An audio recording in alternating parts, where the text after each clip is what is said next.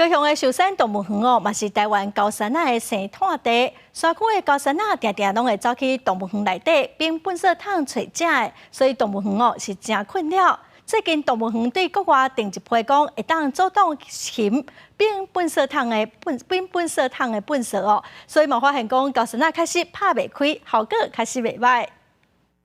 这真的是你的尿布。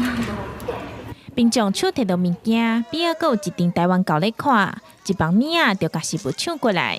这是寿山动物园常常发生的代志，因为这几天游客不时买饲高山仔，互山顶的高山仔常常抢入去食物，也是并粪扫桶。因此，园方是真假细做国外风禽的粪扫桶来防狗，设定园区高山仔较会出现地点。伊本来是用伫防治迄个台湾人咧并迄个粪扫桶的迄个习惯吼。啊，阮即马对遐甲买即种的粪扫桶来用。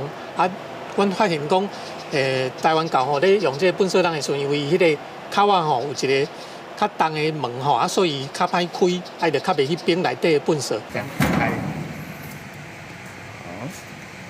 就是。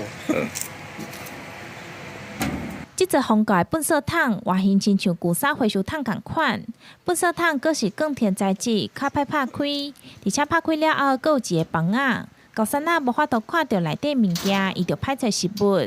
经过园方这2个月观察，确定粪扫桶拢无互病毒甲破坏，效果是真好。所以，阮最近设置这个粪扫桶吼，阮拢甲设置伫园区内底狗时常会出没的所在吼。其实，伫风狗粪扫桶也未出来进前，园区伫3-4个月前就先推出风狗卡网，提供予游客借，予游客会当将物件放入去卡网内底，将伊锁起来，毋但保护游客安全，同时嘛会当保护高山仔健康。